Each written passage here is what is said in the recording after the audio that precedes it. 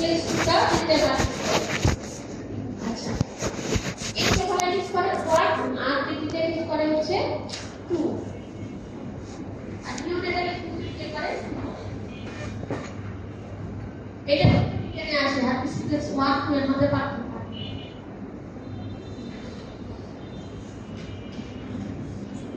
তাহলে হার্পিস সিপ্লেক্স 1 কি দিয়ে ট্রান্সমিশন হয় আমরা জানলাম রেসপিরেটরি ড্রপলেট বা ডিরেক্ট কন্টাক্ট উইথ স্যালাইভা।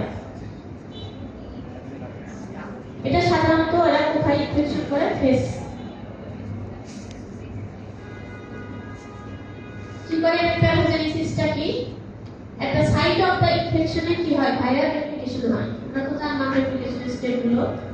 এরপরে ওরা কোথায় ইনফেক্ট করে এরা হচ্ছে নার্ভে ইনফেক্ট করে তারপরে সেখানে কি হয় নার্ভে কেন ল্যাটেন্সি হয় বললাম তাহলে ওখানে কি হয় নার্ভে ইনফেক্ট করলে ল্যাটেন্সি হয় হওয়ার পরে এরপরে যখন রিঅ্যাক্টিভেশন হয় তখন কি হয় এটা আবার প্রোজেনিক ভাইরাস তৈরি করে এটা ইথিলিয়াল সেলে চলে আসে এবং তখন কি হয় প্রডিউস করে।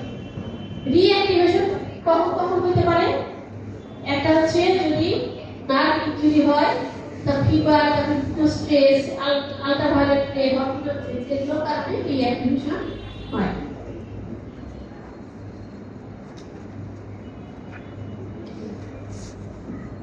আচ্ছা তোমরা লাইটিং ইনফেকশন লাইসোজেনিক কনভার্সন এটা করছো লাইটিং ইনফেকশন কাকে বলে ভাইরাস যখন সেল লাইট মাল্টিপ্লিকেশন করবে রেপ্লিকেশন করবে তারপর সেল লাইসিস করে বের হয়ে যাবে লাইটিং ইনফেকশন। আচ্ছা আর নাকি কি বললাম লাইসোজেনিক কনভার্সন কি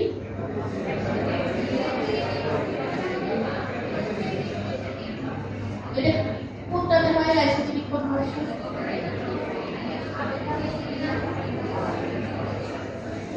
পলিব্যাকটেরিয়ামে হয় না হার্পিসে কোন ধরনের ইনফেকশন হয় তাহলে দুই ধরনের একটা লাইটিং ইনফেকশন আর একটা হচ্ছে ল্যাটেন্ট ইনফেকশন ঠিক আছে ওদের রেপ্লিকেশন করে প্রোজেনিক ভাইরাস বের হয়ে গেল ওটা হলো লাইটিং ইনফেকশন। আর ল্যাটেন্ট ইনফেকশন যদি ভাইরাল রেপ্লিকেশন না হয় VP16 যখন ইনঅ্যাক্টিভ থাকবে ল্যাটেন্ট ইনফেকশন হবে তখন ল্যাটেন্ট ইনফেকশন।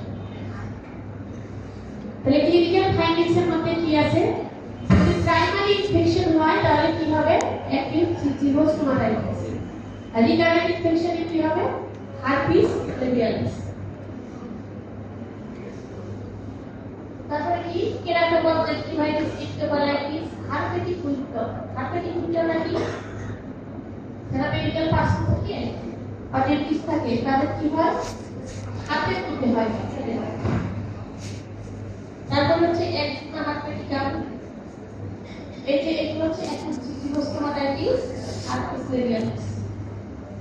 অনেকে কি বলে হার্পিস লেবিয়ালিস কি বলে কোল্ড স্টোর বলে না জ্বর হলে হয় তাই না মানে সাথে জ্বর থাকবে। কেরাটোকনজাংটিভাইটিস হচ্ছে এটা হচ্ছে ইনফেকশন করে এবং ব্লাইন্ডনেস হতে পারে। এটা হার্পিস লেবিয়ালিস হাতের আঙ্গুলের মধ্যে হয়। লেশনগুলো কি ধরনের ব্লিস্টার ফর্মেশন করে তাই না ভিতরে কি থাকে ফ্লুইড থাকে একজিমা হার্পেটিকাম। তারপরে ডেসমিনেটেড হয় যে ডেসমিনেটেড ইনফেকশন কাদের হয় যারা ইমিউনোকম্প পেশেন্ট থাকে তাদের ডেসমিনেটেড ইনফেকশন। কি ধরনের ইমিউনিটি তৈরি হয় আমাদের এই হার্পিস ইনফেকশনে সেল মিডিয়েটেড ইমিউনিটি তাই না ভাইরাস ইনফেকশনে কিন্তু সেল মিডিয়েটেড ইমিউনিটি তৈরি হয়। হার্পিস সিমপ্লেক্স 2 টা কিভাবে ট্রান্সমিশন হয়